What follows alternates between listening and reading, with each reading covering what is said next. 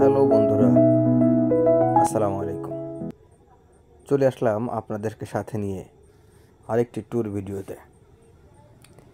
এই ভিডিওতে আপনাদের দেখানোর চেষ্টা করব বাংলাদেশ কত সুন্দর, কত প্রকৃতি ঐতিহ্যগত দিক থেকে কত এগিয়ে।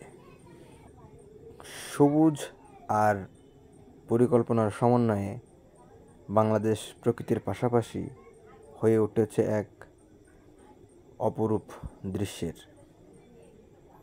আপনারা দেখতেই পাচ্ছেন চারিদিকে সবুজের সমারোহ, তার মাঝেই পাথর, কনক্রিট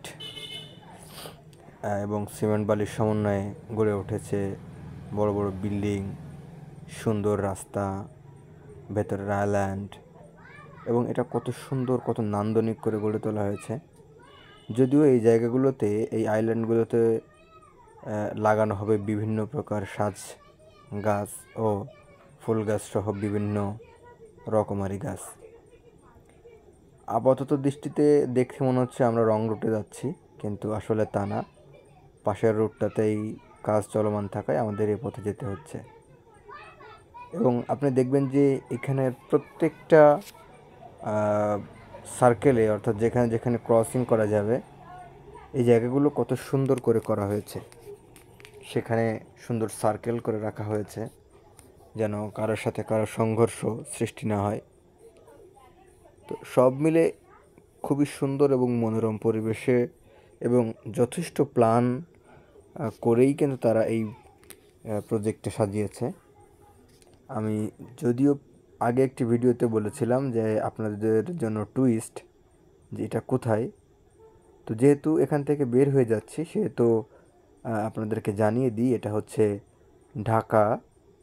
ঢাকা জলসিঁড়ি। অর্থাৎ এই জলসিঁড়িটা পড়েছে নারায়ণগঞ্জের ভেতরে, নারায়ণগঞ্জ। তো নারায়ণগঞ্জের জায়গাটার নাম আমি ভুলে গেলাম। তো চনপাড়া, নারায়ণগঞ্জ চনপাড়ার ভেতরে আর কি এটা পড়েছে। এবং যদিও রাস্তাঘাটের কাজ চলমান, শুধু তাই না, এটা এখানে বিভিন্ন হেভি ওয়েটের গাড়ি যেতে যেতে রাস্তাগুলো আসলে প্রতিনিয়তই ভেঙে যায়।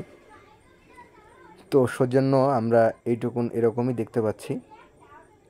তবে আগে যেটুকুন দেখেছেন খুবই সুন্দর, খুবই পরিকল্পিতভাবে রাস্তাগুলো করা, রাস্তার পাশে প্লটগুলো করা, ইমারতগুলো করা, খুবই পরিকল্পিত এবং সুশৃঙ্খলভাবে এগুলো করা। আপনি এখানে এসে থাকলে তো বুঝবেনই।